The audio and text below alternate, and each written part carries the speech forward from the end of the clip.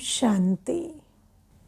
ये प्यारे बाप दादा के अव्यक्त रूप से चले हुए महावाक्यों का रिवाइज्ड कोर्स है। मुरली की ओरिजिनल डेट है 31 जनवरी 1998। बाबा की आज की मुरली का सार है, पास विद ऑनर बनने के लिए हर खजाने का अकाउंट चेक करके जमा करो।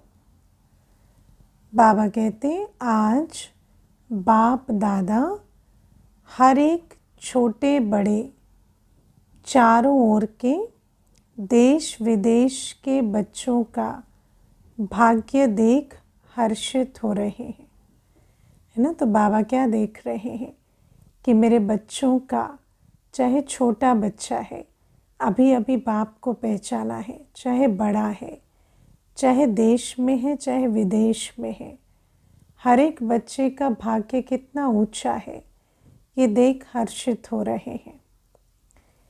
ऐसा भाग्य सारे कल्प में सिवाय ब्राह्मण आत्माओं के किसी का भी नहीं हो सकता। वैसे तो देवात्माएं भी रहते 2 युगों तक, लेकिन बाबा कहते बच्चों जैसा भाग्य, हम ब्राह्मण बच्चों जैसा भाग्य तो देवात्माओं का भी नहीं है। क्यों? क्योंकि हम बच्चे तो ईश्वरीय प्यार, पालना और पढ़ाई के पात्र बने हैं। देवताएं भी ब्राह्मण जीवन को श्रेष्ठ मानते हैं, है ना। जब भोग लगता है, जब ब्राह्मण बच्चे भोग लगाते हैं तो उस भोग को देवताएं भी बड़े हर्ष से उपस्थित होते हैं स्वीकार करने के लिए। ब्रह्मा भोजन को स्वीकार करने के लिए देवताएं भी जैसे एकदम आतुर होकर आते हैं। हर एक अपने जीवन के आदि से देखो कि हमारा भाग्य जन्मते ही कितना श्रेष्ठ है। इस ब्राह्मण जीवन की आदि से देखो क्या भाग्य है मेरा, कितना श्रेष्ठ। जीवन में जन्मते ही माँ बाप की पालना का भाग्य मिला। सबसे पहले तो बाबा कहना सीखा, माता पिता को पहचाना, मम्मा बाबा की पालना का अनुभव किया। ऐसा प्यार, ऐसी पालना और कहीं नहीं। ये अनुभव जैसे आत्मा जिस प्यार और पालना को 2500 वर्ष से ढूंढ रही थी, उस प्यार और पालना का अनुभव हुआ। उसके बाद पढ़ाई का भाग्य मिलता है।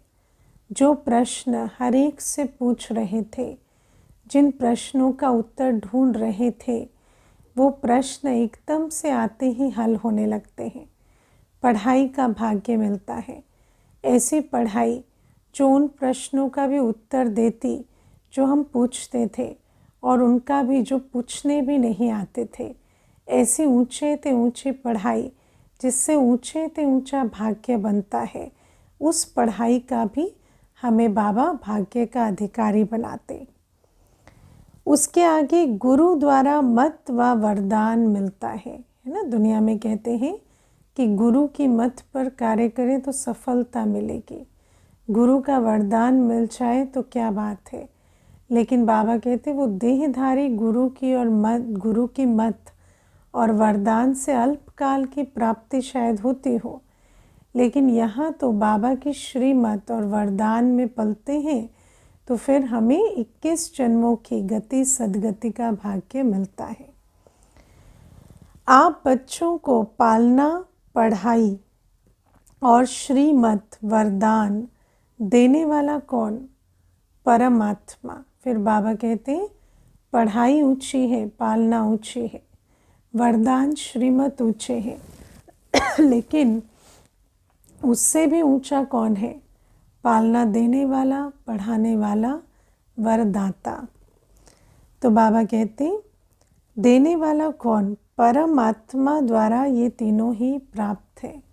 और फिर कितना ऊंचा भाग्य जो स्वयं परमात्मा हमें पालना दे रहे हैं, पढ़ाई पढ़ा रहे हैं और वरदानों से झोली भर रहे हैं।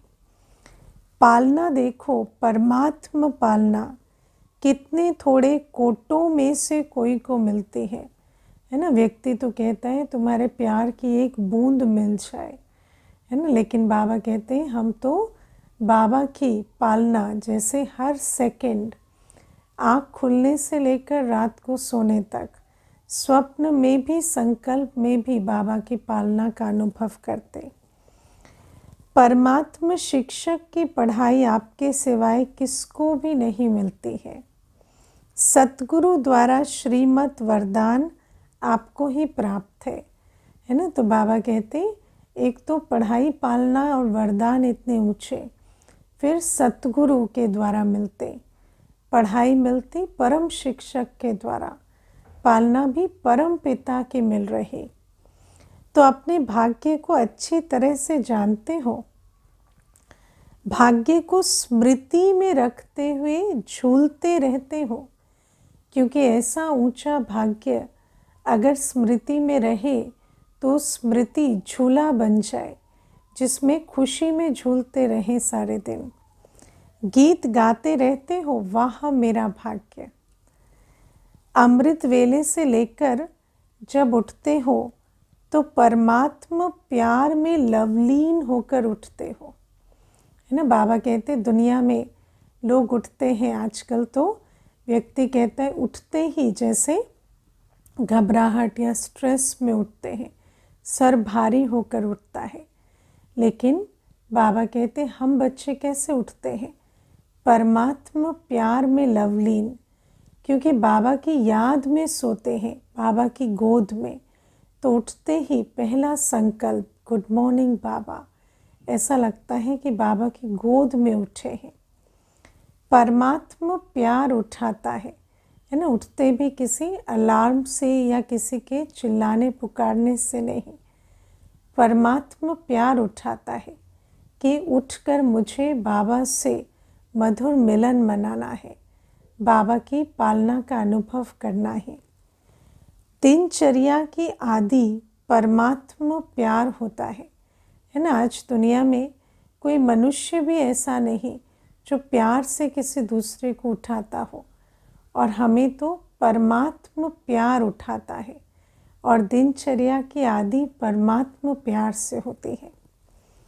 प्यार नहीं होता तो उठ नहीं सकते। प्यार ही आपके समय की घंटी है ना। और जो कहते हैं ना कि हम उठ नहीं पाते अमृत वेले, क्यों? क्योंकि बाबा से प्यार नहीं है। परमात्मा प्यार ही समय की घंटी है। बुद्धि में आता है ना, मेरा बाबा मेरा इंतज़ार कर रहा है, तो उससे मिलन मनाने के लिए आतुर होकर उठते हैं। प्यार की घंटी आपको उठाती है ना। दुनिया में तो कैसे कैसे साउंड वाली घंटी उठाती है, जिसको अलार्म कहते हैं। अलार्म का मतलब क्या होता है? चौंकाने वाला। अलार्म अच्छा शब्द नहीं होता, लेकिन यहाँ तो प्यार की घंटी उठाती है। सारे दिन में परमात्मा साथ हर कार्य कराता है। हम किसी मजबूरी से, डर से, लालच से, मोह से कर्म नहीं करते। हमें हुक्मी हुक्म चला रहा है, करन करावनहार साथी करा रहा है। तो बाबा के साथ में हम हर कर्म करते हैं। कितना बड़ा भाग्य है जो स्वयं बाप अपना परम धाम छोड़कर आपको शिक्षा देने के लिए आते हैं। सोचो, है ना, दुनिया में कोई किसी से बहुत दूर से मिलने आए तो उसको बिलीव ही नहीं होता कि कोई मेरे लिए इतने दूर से आया है, और यहाँ परमात्मा परम धाम छोड़कर मेरे लिए आए हैं। ऐसा भाग्य दुनिया में किसी का होगा? ऐसे कभी सुना कि भगवान रोज़ अपने धाम को छोड़ पढ़ाने के लिए आते हैं, है ना? ऐसा किसी को सुना जिसका टीचर, जिसका पिता इतनी दूर से उसके लिए आता हो, और वो भी रोज़?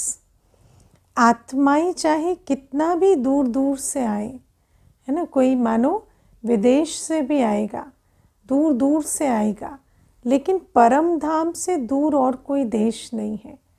अब बाबा के लिए बच्चे भी बहुत दूर दूर से पहुंचते हैं, लेकिन बाबा जितनी दूर से आते हैं बच्चे उससे कम ही दूर से आते हैं। है कोई देश, अमेरिका, अफ्रीका दूर है, परम धाम से दूर है। बाबा कहते परम धाम तो ऊंचे ते ऊंचा धाम है। ऊंचे ते ऊंचे धाम से ऊंचे ते ऊंचे भगवान ऊंचे ते ऊंचे बच्चों को पढ़ाने आते हैं। हाँ, कितना सुंदर बाबा वर्णन कर रहे हैं। ऊंचे ते ऊंचे धाम से ऊंचे ते ऊंचे भगवान ऊंचे ते ऊंचे बच्चों को पढ़ाने आते हैं। बाबा के दिल में हमारे लिए कितना प्यार होगा, कितना बच्चों का महत्व होगा, जो बाबा इतनी दूर से हम बच्चों के लिए आते हैं। जब बाबा ही हमें इतना महत्व हमारा रखते, तभी हमारा भी स्वमान जागता है कि जो प्रभु पालना के पात्र हैं, जिसको भगवान इतनी दूर से पढ़ाने आते, उस बच्चे में कुछ तो विशेष होगा। ऐसा भाग्य अपना अनुभव करते हो। अनुभव शब्द को अंडरलाइन करना। वर्णन भी सुनते हैं, वर्णन सुनते भी हैं, वर्णन करते भी हैं, लेकिन अनुभव करते हैं, क्योंकि ऐसा भाग्य अनुभव हो तो जैसे उड़ते रहें सारे दिन खुशी में, है ना, पाँव धरती पर ही ना पड़े, इतनी खुशी, इतना उमंग उत्साह रहे। सतगुरु के रूप में हर कार्य के लिए श्रीमत भी देते हैं और साथ भी देते हैं। ऐसा नहीं सिर्फ श्रीमत देते हैं, है ना, दुनिया में तो कोई किसी को आज मत देने वाला नहीं, और फिर बाबा तो मत भी देते, वो भी श्रीमत, वो मत जिससे जो भी कर्म करते श्रेष्ठ बनते। और फिर बाबा कहते सिर्फ श्रीमत नहीं दे देते, शक्ति भी बाबा देते हैं, वरदान भी देते हैं। सिर्फ मत नहीं देते, साथ भी देते हैं। आप क्या गीत गाते हो, मेरे साथ साथ हो कि दूर हो, है ना। बाबा के लिए सदा ये गीत गाते हैं कि बाबा आप तो मेरे संग संग चलते हो, साथ है ना। अगर सुनते हो तो परमात्मा टीचर से, है ना, साथ साथ रहते हो। ऐसा कोई साथी मिला जो सेकंड बाय सेकंड साथ रहे। आजकल तो मनुष्य भी मनुष्य को कह देता है कि मुझे स्पेस चाहिए, प्राइवेसी चाहिए, लेकिन बाबा देखो हमें एक सेकंड के लिए भी अकेला नहीं छोड़ते, सदा साथ रहते। तो बाबा कहते अगर सुनते हो तो परमात्मा टीचर से, अगर खाते भी हो तो बाप दादा के साथ खाते हो। बाबा तो बाबा के साथ उठते हैं, बाबा के साथ खाते हैं, बाबा से ही सुनते हैं। जब भी कुछ दिल में आता है तो बाबा सामने होता है, सबसे पहले बाबा को ही सुनाते हैं। तो बाबा कहते मैं तो साथ साथ रहता हूँ, हर कर्म में साथी बनकर चलता हूँ। मेरे सत बाबा कहते हैं कि अकेले, बाबा कहते हैं अगर खाते भी हो तो बाप दादा के साथ खाते हो, अकेले खाते हो तो आपकी गलती है। बाबा कहते मैंने तो तुम्हें ऑफर दिया है कि पानी का घूंट भी पियो, एक निवाला भी खाओ, तो मेरे साथ खाओ, है ना। तो एक एक निवाला कितना विशेष हो जाएगा, है ना। दुनिया में मनुष्य जिसके साथ बैठकर भोजन पाता है उसका बहुत महत्व रखता है। कहते हैं ना फलां बड़े व्यक्ति ने आज हमें लंच पर बुलाया है ना। तो खुशी लंच की नहीं है, उनके साथ खाने की है। और यहाँ तो बाबा कहते हैं ऊंचे ते ऊंची अथॉरिटी बाबा के साथ हम हर निवाला खाते हैं, और अगर नहीं खाते तो वो हमारी गलती। बाप तो कहते मेरे साथ खाओ, बाबा तो एक आह्वान पर आ जाता है, एक संकल्प किया मेरा बाबा और बाबा हाजिर हो जाता। आप बच्चों का भी वायदा है, साथ रहेंगे, साथ खाएंगे, साथ पिएंगे, साथ सोएंगे और साथ चलेंगे, है ना। तो बाबा कहते ये वायदा करना है, हर एक ने किया है ना वायदा, साथ रहेंगे, साथ खाएंगे, साथ पिएंगे, साथ सोएंगे और साथ चलेंगे। सोना भी अकेले नहीं है, बाबा को आह्वान कर कर बाबा की गोद में सो जाओ। अकेले सोते हैं तो बुरे स्वप्न व बुरे ख्यालात स्वप्न में भी आते हैं। कई तो फ़ोन के साथ सो जाते हैं। अब फ़ोन क्या है ना, फ़ोन तो माया का द्वार है, तो फिर स्वप्न भी वैसे ही आते हैं। लेकिन अगर बाप के साथ सोए, सोने से पहले कुछ देर बाबा को साथी बनाकर रूहान करें, चाट दें और फिर बाबा के साथ बाबा की गोद में सोए तो स्वप्न भी बहुत मीठे आएंगे। लेकिन बाप का इतना प्यार है जो सदा कहते मेरे साथ सो, अकेले नहीं सो। तो उठते हो तो भी साथ, सोते हो तो भी साथ, खाते हो तो भी साथ, चलते हो तो भी साथ। बाबा कहते हैं मेरे साथ चलो, कितना भी पैदल भी चल लेंगे मीलों तो भी थकान नहीं होगी, क्योंकि किसके साथ चल रहे हैं, दिल को आराम देने वाले के साथ, तो कोई थकान नहीं होगी। अगर दफ्तर में जाते हो, बिजनेस करते हो, तो भी बिजनेस के आप ट्रस्टी हो, लेकिन मालिक बाप है ना। दफ्तर जाते हो, बिजनेस करते हो, बिजनेस में बाबा को बिठा दो पहले।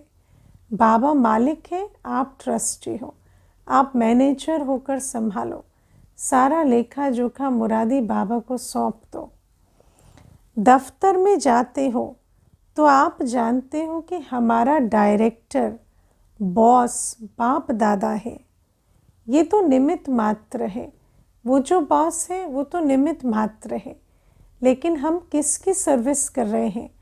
हमारा डायरेक्टर बॉस कौन है? किसने हमें दफ्तर में भेजा है?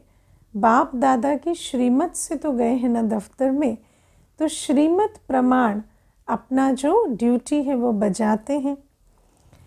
दफ्तर में जाते हो तो आप जानते हो हमारा डायरेक्टर बॉस बाप दादा है, ये निमित्त मात्र है, उनके डायरेक्शन से काम करते हैं। तो सब कर्म करते डायरेक्शन बाबा के याद रहे। वैसे भी वो जो स्थूल बॉस है निमित्त मात्र, वो तो ड्यूटी के प्रति डायरेक्शन देंगे, स्थिति के प्रति या ड्यूटी कैसे बजानी है उसके प्रति बाप से डायरेक्शन लेते कर्म करते रहो। कभी उदास हो जाते हो तो बाप फ्रेंड बनकर बहलाते हैं। कई पूछते रहते हैं ना कि बाबा से सर्व संबंधों का अनुभव कैसे करें, तो बाबा कितना अच्छा आज हमें जैसे समझानी दे रहे हैं। उदास हो जाते हो तो फ्रेंड की तरह बाबा को बुलाओ, है ना। अनुभव करो कि बाबा तो है ही, अभी फ्रेंड के रूप में है। और फ्रेंड से क्या करते हैं, सारे दिल की बात सच्ची सच्ची कह देते हैं। और फिर फ्रेंड भी बहुत प्यार से जैसे हमें सही राय देते हैं, फ्रेंड भी बन जाता है। कभी प्रेम में रोते हो, आंसू आते हैं, तो बाप पहुँचने के लिए भी आते हैं, है ना। बाबा की याद में प्रेम के आंसू निकलते हैं तो बाबा उन आंसुओं को भी पहुँचता है और आपके आंसू दिल के डिब्बी में मोती समान समा देते हैं। बाबा कहते हैं बच्चों की आँखों से जो प्रेम के आंसू बहते हैं उनको मैं अपने दिल की डिब्बी में रखता हूँ और वो मोती की तरह मेरी दिल की डिब्बी में समा जाते हैं। तो जितने भी आपने आज तक बाबा के प्रेम में आंसू बहाए हैं वो तो जैसे बाबा के दिल की डिब्बी में मोती की तरह समा गए हैं। अगर कभी कभी नटखट होके रूठ भी जाते हो, रूसते भी हो तो बहुत मीठा मीठा, रूसते भी हैं बच्चे बाबा से, लेकिन बाप रूठे हुए को भी मनाने आते हैं, है ना। बाबा तो बच्चों के नाज नखरे भी उठाते हैं।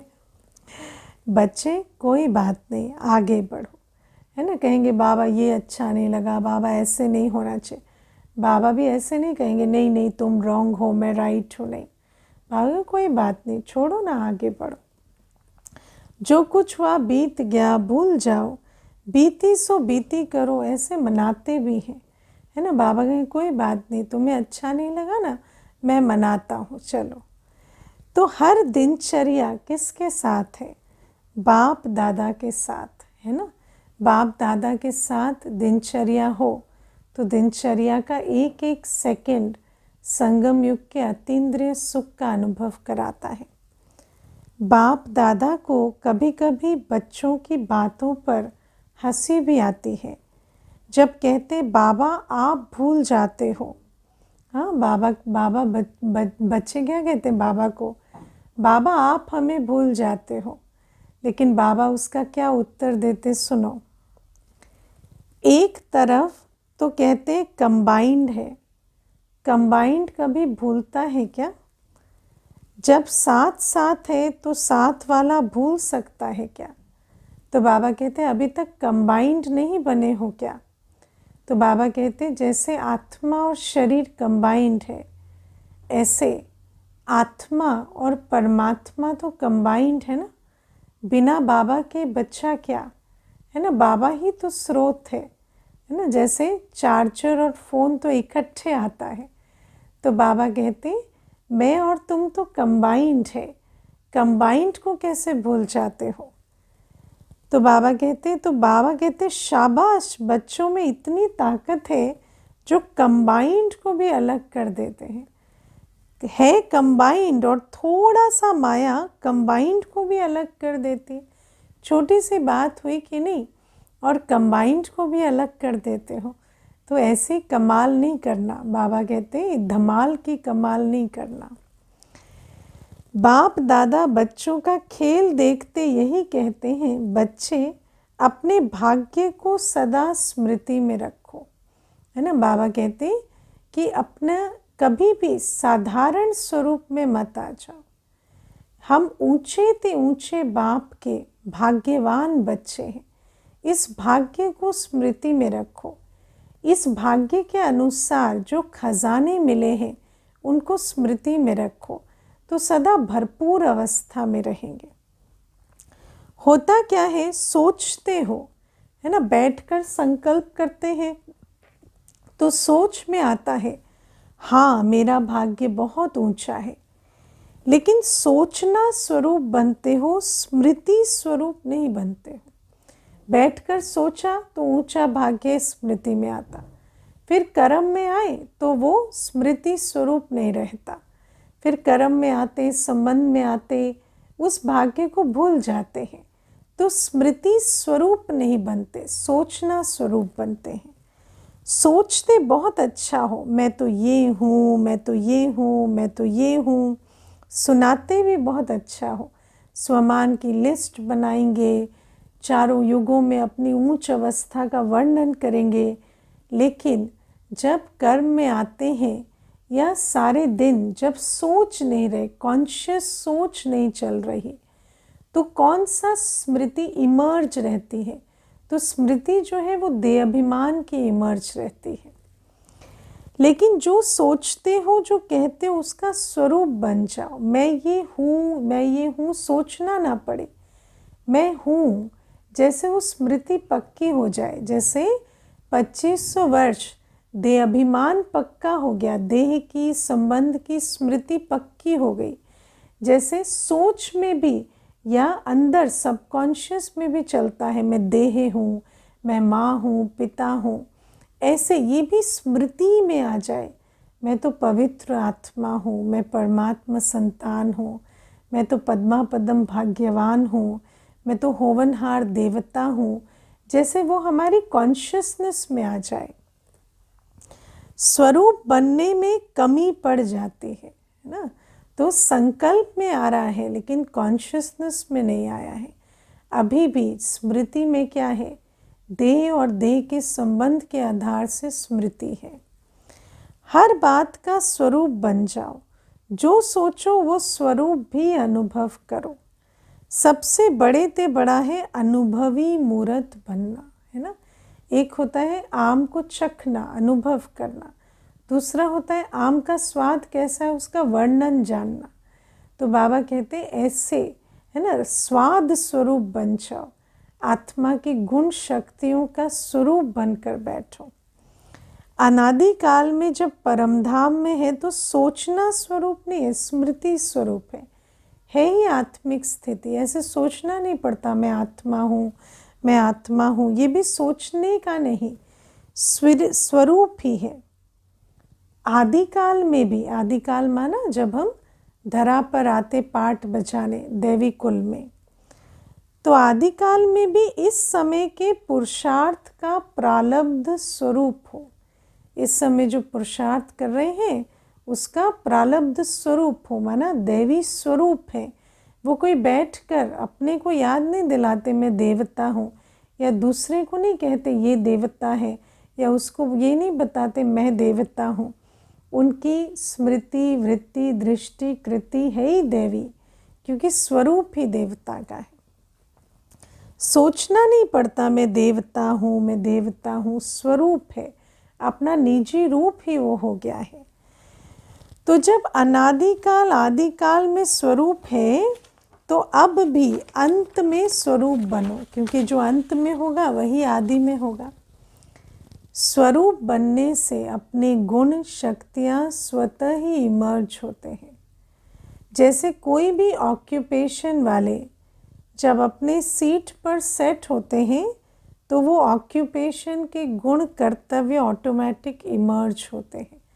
जैसे डॉक्टर जब कोट पहनकर अपनी कुर्सी पर बैठा है तो उसका सारा जो डॉक्टरी का ज्ञान है वो इमर्ज रहता है, वो डॉक्टर की तरह बात करता है, उसकी वृत्ति दृष्टि में ये रहता है ये पेशेंट है, ये कमज़ोर है।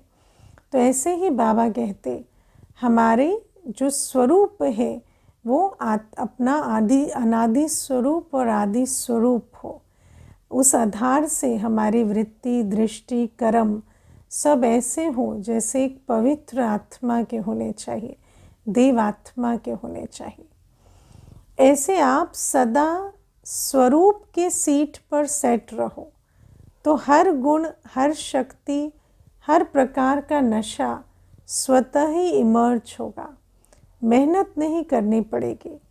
इसको कहा जाता है ब्राह्मणपन की नेचुरल नेचर, है ना। जब हम है ही ब्राह्मण, ब्राह्मण माना जो बाबा ने हमें ज्ञान दिया है, मैं कौन, मैं किसका और मेरा लक्ष्य क्या है, जब उसके स्वरूप में आ जाते तो हमारी नेचुरल नेचर कैसे हो जाती, जैसे एक पवित्र आत्मा की नेचर होती है, देव आत्मा की नेचर होती है, जिसमें और सब अनेक जन्मों की नेचर समाप्त हो जाती है। जब ये इमर्ज रहेगी तो पुराना सारा मर्ज हो जाएगा।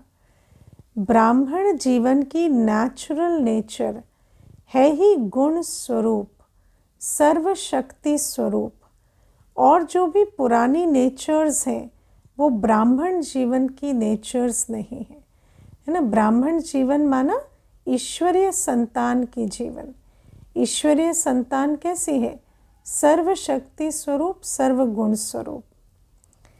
कहते ऐसे हो कि मेरी नेचर ऐसी है ना, मेरी नेचर कहते हो तो आप कौन हो, ब्राह्मण तो नहीं हुए, क्योंकि ब्राह्मण की तो ये नेचर नहीं होगी।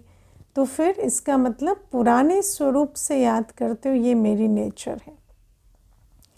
लेकिन कौन बोलता है मेरी नेचर, ब्राह्मण व क्षत्रिय, है ना। जब युद्ध कर रहे हैं, अपनी अच्छी ऊंची स्थिति में नहीं है तो कहेंगे मेरी नेचर है, मुझे ज़्यादा बर्दाश्त नहीं होता। तो ये भी किसने कहा, ब्राह्मण ने कहा या क्षत्रिय ने कहा। वह पास्ट जन्म के स्मृति स्वरूप आत्मा बोलती है, जो ब्राह्मण जन्म से पिछला जन्म था। अभी तो ये हमारा नया जन्म हो गया ना, तो जो पिछला जन्म था ब्राह्मण बनने से पहले, उसकी स्मृति स्वरूप में आत्मा कह रही है कि ये मेरी नेचर है, क्योंकि वो तो पिछले जन्म की नेचर है। ब्राह्मणों की नेचर, जो ब्रह्मा बाप की नेचर, वो ब्राह्मणों की नेचर। तो सोचो, जिस समय कहते हो मेरी नेचर, मेरा स्वभाव ऐसा है, क्या ब्राह्मण जीवन में ऐसा शब्द मेरी नेचर, मेरा स्वभाव हो सकता है? तो ये मेरा जब कहते हो तो मैं ब्राह्मण तो नहीं है, मैं तो फिर पुरानी जो जन्म थी उस आधार से उस नेचर को कह रहे हैं। अगर अब तक मिटा रहे हो और पास्ट की नेचर इमर्ज हो जाती है तो समझना चाहिए इस समय मैं ब्राह्मण नहीं हूँ, क्षत्रिय हूँ, युद्ध कर रहा हूँ मिटाने की। तो क्या कभी ब्राह्मण कभी क्षत्रिय बन जाते हो? कहलाते क्या हो, क्षत्रिय कुमार या ब्रह्मा कुमार? बाबा कहते ये हाल है तो फिर ब्रह्मा कुमार से बदलकर क्षत्रिय कुमार टाइटल रख देंगे, मंजूर है? हाँ, कौन हो? क्षत्रिय कुमार हो क्या? ब्रह्मा कुमार, ब्रह्मा कुमारियाँ, दूसरा नाम तो है ही नहीं। कोई को ऐसे बुलाते हो क्या, हे क्षत्रिय कुमार आओ? हाँ, ब्रह्मा कुमार आओ कहते हो ना, ऐसा बोलते हो? या अपने को कहते हो कि मैं ब्रह्मा कुमार नहीं हूँ, मैं क्षत्रिय कुमार हूँ? तो ब्राह्मण अर्थात जो ब्रह्मा बाप की नेचर, वो ब्राह्मणों की नेचर। ये शब्द अभी कभी नहीं बोलना है ना, मेरी नेचर। कभी भी पुरानी जीवन की स्मृति की नेचर को मेरी नेचर नहीं कहना, कहना ये पुराना संस्कार है। तो बाबा कहते हैं ये शब्द अभी कभी नहीं बोलना, गलती से भी नहीं बोलना, न सोचना क्या करूं मेरी नेचर है, ये बहानेबाजी है। और बहानेबाजी कौन करता? जिसको लक्ष्य की स्मृति नहीं होती। ये कहना भी अपने को छुड़ाने का बहाना है, मेहनत से पुरुषार्थ से छूटना चाहते हैं। नया जन्म हुआ, नए जन्म में पुरानी नेचर, पुराना स्वभाव कहाँ से इमर्ज होता है? तो पूरे मरे नहीं है, थोड़ा जिंदा है। बात तो सारी ये है कि कह रहे हैं नया जन्म हुआ, लेकिन पुराने जन्म से पूरा मरे नहीं हैं। अब ब्राह्मण जन्म तो मरजीवा जन्म है ना, जब पुरानी स्मृतियों से, पुराने जीवन से मरे ना, तो फिर कैसे नए जन्म की स्मृति पक्की हो? थोड़ा मरे हैं क्या? ब्राह्मण जीवन अर्थात जो ब्रह्मा बाबा का हर कदम है वो ब्राह्मणों का कदम हो, है ना। तो हमारी नेचर, हमारा कर्म, सब कुछ बाप समान है। अब जो बाप का संस्कार सो मेरा संस्कार, शिव बाबा का और ब्रह्मा बाबा का जो उनका संस्कार सो मेरा संस्कार। अब मेरा कुछ अलग नहीं हो सकता। तो बाप दादा भाग्य को भी देख रहे हैं और इतना श्रेष्ठ भाग्य, उस भाग्य के आगे ये बोल अच्छा नहीं होता, है ना। नई जन्म में इतनी बड़ी लॉटरी लगी है और फिर पुरानी जन्म की नेचर को मेरा मेरा कहते रहें, तो बाबा कहते ये बोल अच्छा नहीं लगता। इस बारी मुक्ति वर्ष मना रहे हो ना, क्या क्लास कराते हो? मुक्ति वर्ष है। तो मुक्ति वर्ष है या 99 में आना है ना। अभी समाप्ति करनी है, कम से कम खुद तो मुक्त हो जाए, बाकी विश्व परिवर्तन अपने समय से होगा, या फिर यही पुराना संस्कार लेकर नए वर्ष में जाना है। 98 का वर्ष मुक्ति वर्ष है। जो समझते हैं यही मुक्ति वर्ष है वो हाथ हिलाओ। देखो हाथ हिलाना बहुत सहज है। होता क्या है, देखो जनवरी मास में बाबा प्रेरणा दे रहे, अभी भी है ना 4 फरवरी है। तो इस वर्ष में अपनी सारी कमी कमजोरियाँ, पुराने संस्कारों से जैसे मुक्ति पा लेनी है, और जो बाबा ने जो नया खजाना दिया है, नई स्मृतियाँ दी है, उसका पूरा स्वरूप बन जाना है।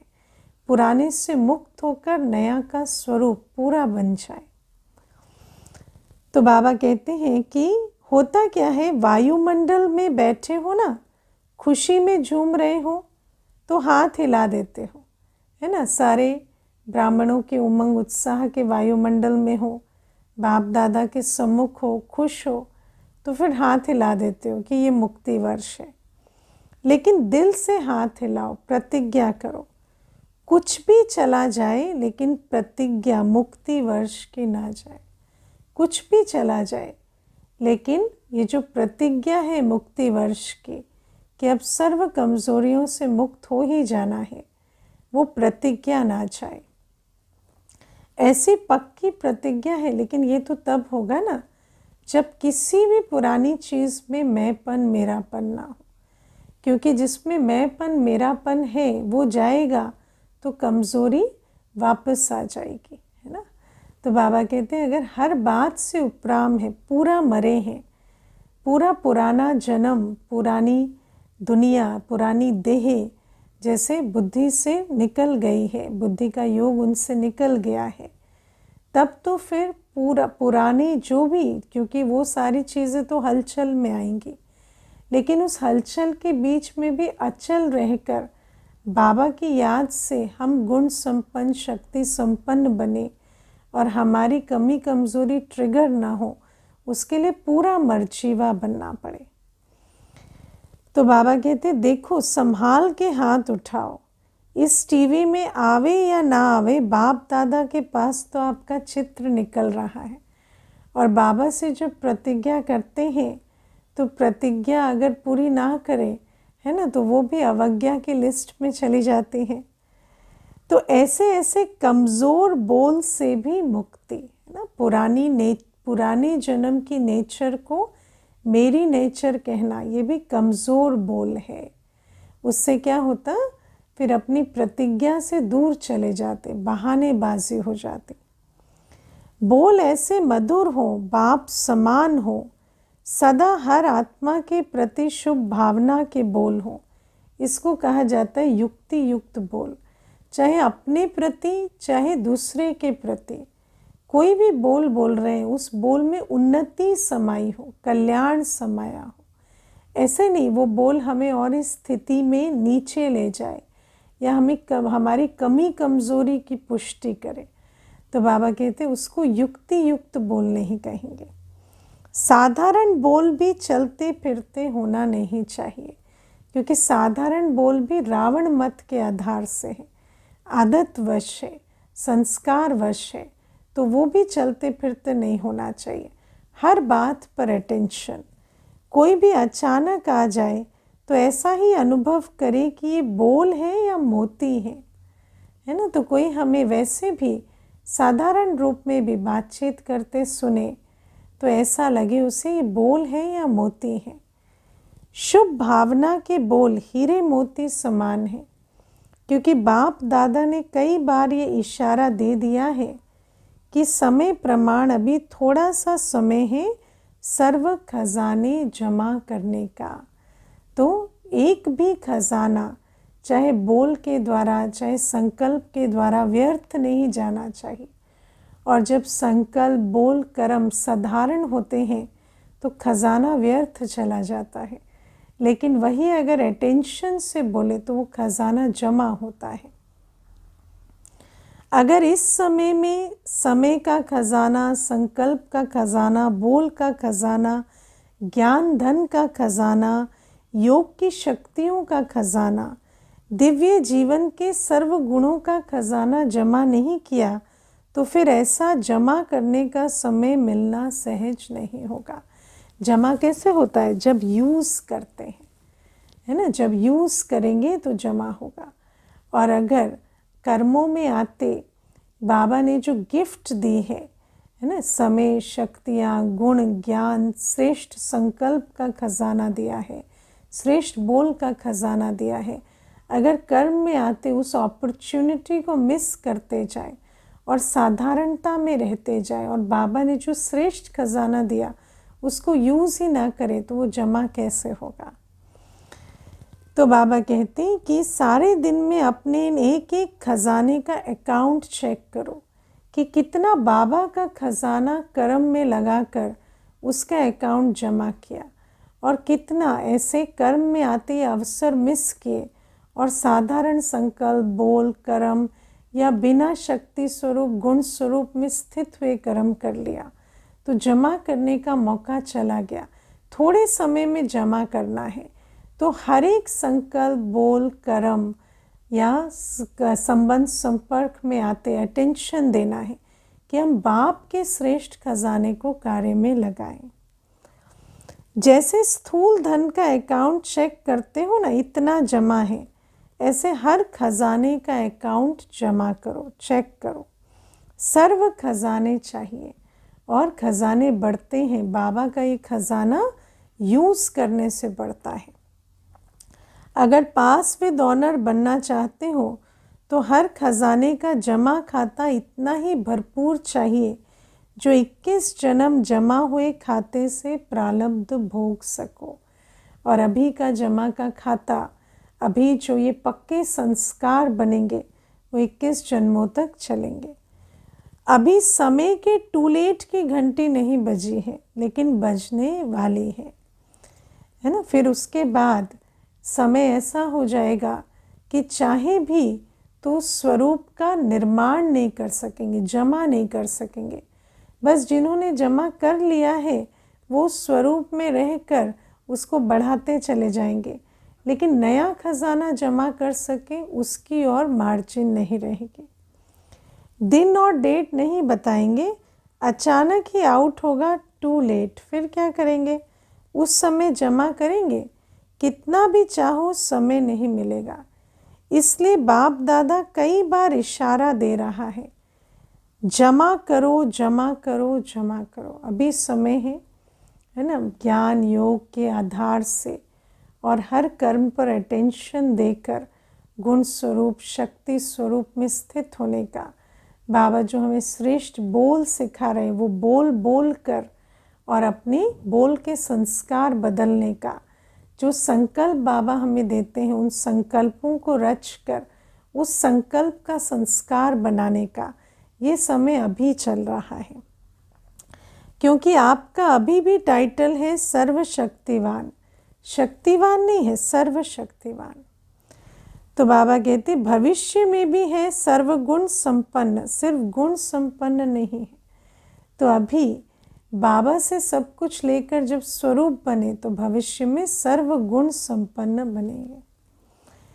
ये सब खजाने जमा करना अर्थात गुण और शक्तियाँ जमा हो रही हैं। एक एक खजाने का गुण और शक्ति से संपन्न है ना। चाहे ज्ञान है, योग है, चाहे बाबा की शिक्षाएं हैं, हर शिक्षा को और हर ज्ञान और योग के प्रति जो बाबा डायरेक्शन देते हैं उसको कार्य में लगाने से आत्मा गुण मूर्त शक्ति स्वरूप बनते हैं। जैसे साधारण बोल नहीं तो मधुर भाषी ये गुण है, ऐसे हर एक खजाने का कनेक्शन है। जहाँ साधारणता है वहाँ जमा नहीं हो रहा, और जैसे ही थोड़ा अटेंशन दिया और बाबा के खजाने को यूज़ किया तो जमा हो जाता। बाप दादा का बच्चों से प्यार है, इसलिए फिर भी बार बार इशारा दे रहे हैं, क्योंकि आज की सभा में सब वैरायटी है। छोटे बच्चे भी हैं, टीचर्स भी हैं, क्योंकि टीचर्स ही तो समर्पण हुई है ना। समर्पण समारोह चल रहा है। कुमारियाँ भी हैं और प्रवृत्ति वाले भी हैं, वैरायटी है ना। अच्छा है, सभी को चांस दिया है, ये बहुत अच्छा है। बच्चों की तो काफ़ी समय से अर्जी थी ना बच्चे, हाँ, कि हमें मधुबन बुलाओ, हमको मिलने का चांस कब मिलेगा। तो अच्छा हुआ सर्व वैरायटी गुलदस्ता बाप के सामने है। अच्छा, बाप दादा की सारे विश्व की निमित्त टीचर्स के प्रति एक शुभ भावना है कि ये वर्ष कोई की भी कोई कंप्लेंट नहीं आनी चाहिए, है ना। बाबा कहते पहले तो निमित्त टीचर्स कंप्लेंट मुक्त बने, कंप्लेंट के फाइल ख़त्म हो जाए ना। जो भी है जैसा भी है अच्छे से अच्छा है, और उसी में पुरुषार्थ कर कर कंप्लीट बनना है। कंप्लेंट करने पर अटेंशन देंगे तो वो जो कंप्लीट बनने का समय और परिस्थिति है वो कंप्लेंट करने में निकल जाएगी।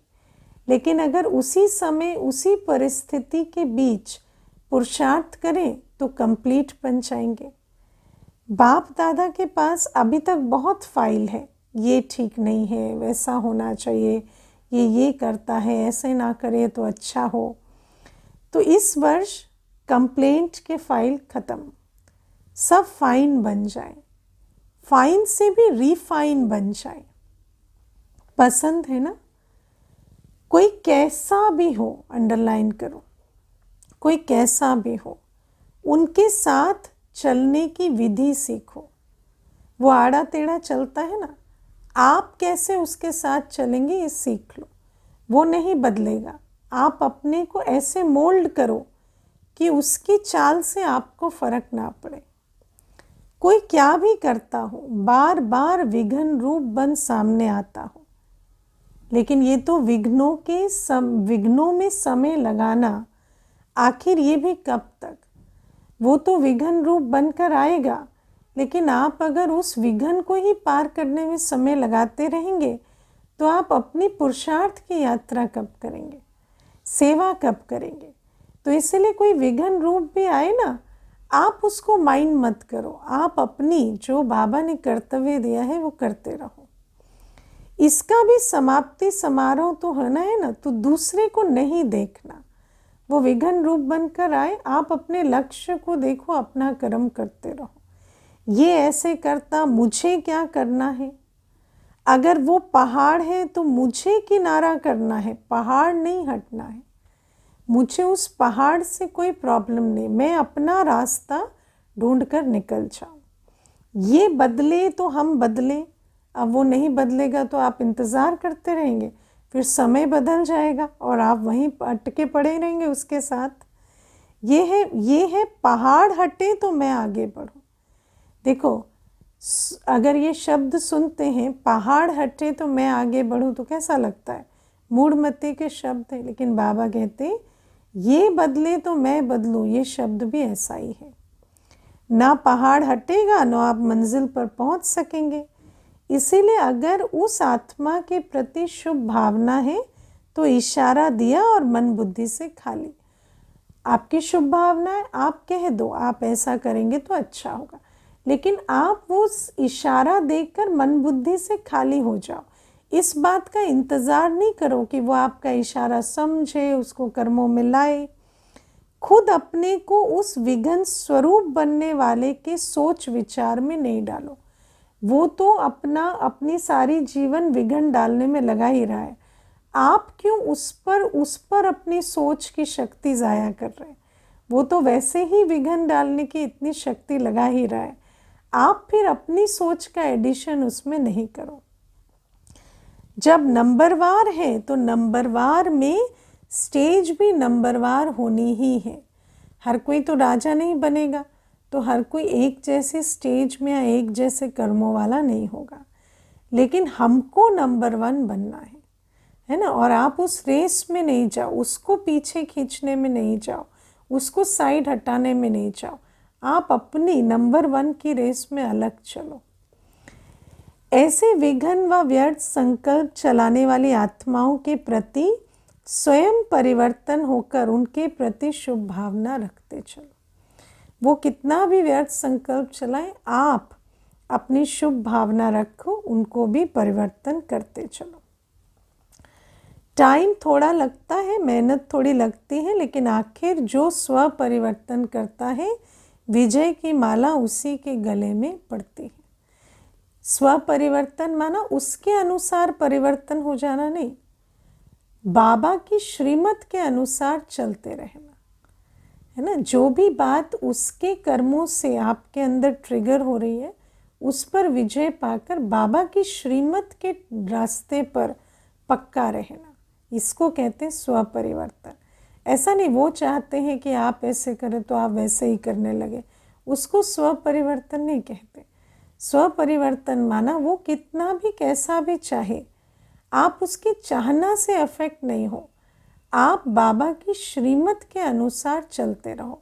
आप इस बात पे भी नहीं जाओ कि वो ना चाहे, आप वो चाहना के अनुसार वो जो विघ्न डाल रहे हैं उसमें भी प्रभावित ना हो, और आप अपने अंदर की भावना को भी ना बदलो।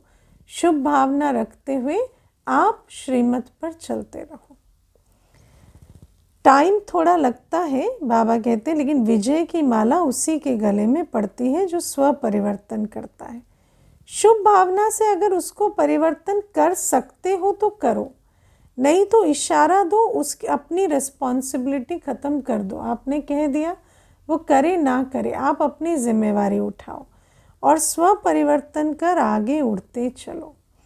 ये विघ्न रूप भी सोने का लगाव का धागा है है ना। सोने का लगाव का धागा क्यों, कहेंगे वो रॉन्ग है तो वो बदले ना, मैं तो राइट हूँ, मैं क्यों बदलूँ। तो इस लगाव में भी फंस जाते हैं। ये भी उड़ने नहीं देगा। ये बहुत महीन और बहुत सत्यता के पर्दे का धागा है, क्योंकि बात तो राइट है कि वो रॉन्ग है और आप राइट है, तो सत्यता के पर्दे में होने के कारण ये वाला विघन बहुत तेज़ी से आता है। यही सोचते हैं ये तो सच्ची बात है ना, ये तो होता है ना, ये तो होना नहीं चाहिए ना, लेकिन कब तक देखते, कब तक रुकते रहेंगे। नहीं होना चाहिए पर हो तो रहा है ना, तो क्या उसमें अटक जाएं, क्या अपनी उन्नति ना करें। अब तो स्वयं को महीन धागों से भी मुक्त करो। ये राइट रॉन्ग का धागा बहुत महीन धागा है। मुक्ति वर्ष मनाओ, इसलिए बच्चों की जो आशाएं हैं, उमंग है, उत्साह है, इसके सभी फंक्शन मनाकर बाप दादा पूरे कर रहे हैं। बाबा कहते इन बातों से भी मुक्त बनो, और बिल्कुल जैसे मुक्ति वर्ष मनाकर पुराने स्वभाव संस्कार स्थूल बंधनों से, सूक्ष्म राइट रॉन्ग के बंधनों से सबसे निकल तीव्र गति से अपनी मंजिल पर पहुंचो। लेकिन इस वर्ष का अंतिम फंक्शन मुक्ति वर्ष का फंक्शन हो, फंक्शन में दादियों को सौगात भी देते हो, तो बाप दादा को इस मुक्ति वर्ष के फंक्शन में स्वयं के संपूर्णता की गिफ्ट देना। बाबा कहते मुझे तो एक ही गिफ्ट चाहिए, मेरे बच्चे संपूर्ण बन जाएं। अच्छा, चारों ओर के परमात्मा पालना, पढ़ाई और श्रीमत के भाग्य के अधिकारी विशेष आत्माओं को सदा सोचना और स्वरूप बनना, दोनों समान करने वाले बाप समान आत्माओं को सदा परमात्मा विल पावर द्वारा स्वयं में और सेवा में सहज सफलता प्राप्त करने वाले निमित्त सेवाधारी बच्चों को, सदा बाप को कंबाइंड रूप में अनुभव करने वाले सदा साथ निभाने वाले साथी बच्चों को बाप दादा का याद प्यार और नमस्ते। ऐसा बनाने वाले मीठे प्यारे बाबा को हम बच्चों का याद प्यार, गुड मॉर्निंग और नमस्ते। ओम शांति। वरदान है संबंध संपर्क में संतुष्टता की विशेषता द्वारा माला में पिरोने वाले संतुष्ट मणि भव। बाबा कहते संगम युग संतुष्टता का युग है ना, संतुष्ट रहना, संतुष्ट करना, ज्ञान योग के खजाने से, पवित्रता के फाउंडेशन से, दुआओं की ताकत से ऐसा बने कि संतुष्ट रहें, संतुष्ट करें। जो स्वयं से भी संतुष्ट हैं और संबंध संपर्क में भी सदा संतुष्ट रहते हैं, वह संतुष्ट करते हैं, वही माला में पिरोते हैं, क्योंकि माला संबंध से बनती है। अगर मनसा में भी अलगाव होगा तो माला में पिरो नहीं सकेंगे। अगर दाने का दाने से संपर्क नहीं हो तो माला नहीं बनेगी, क्योंकि माला में तो मण के नज़दीक होते हैं। इसीलिए संतुष्ट मणि बन सदा संतुष्ट रहो और सर्व को संतुष्ट करो। परिवार का अर्थ ही है संतुष्ट रहना और संतुष्ट करना। कोई भी प्रकार की खिटखिट ना हो। खिटखिट बाहर होती भी है तो अपने अंदर ख़त्म कर संतुष्ट मणि बनो, तो फिर अपने आप ही उधर भी वो बात ख़त्म हो जाएगी। स्लोगन है विघ्नों का काम है आना और आपका काम है विघ्न विनाशक बनना। विघ्न विनाशक कैसे बनते हैं? एक तो विघ्न को विघ्न के स्वरूप में ना देखें, समझे कि ये भी एक ड्रामा की सीन है, और दूसरा बाबा जो सर्वशक्तिवान है, विघ्न विनाशक है, उसकी याद में रहे, ऐसी ऊंची शक्तिशाली स्थिति में रहे कि कितनी भी बड़ी बात छोटी लगे, रुई जो पहाड़ भी है वो राई जैसा लगे। तो बाबा कहते आप अपनी ऊंची स्थिति में स्थित रहें, विघ्नों पर अटेंशन ना दें। आप अपनी ऐसे स्वरूप में स्थित रहेंगे तो विघ्न आएंगे भी, तो आपके स्वरूप के कारण से वो विघ्न नहीं, एक छोटी सी ड्रामा की सीन अनुभव होगा। अच्छा, ओम शांति।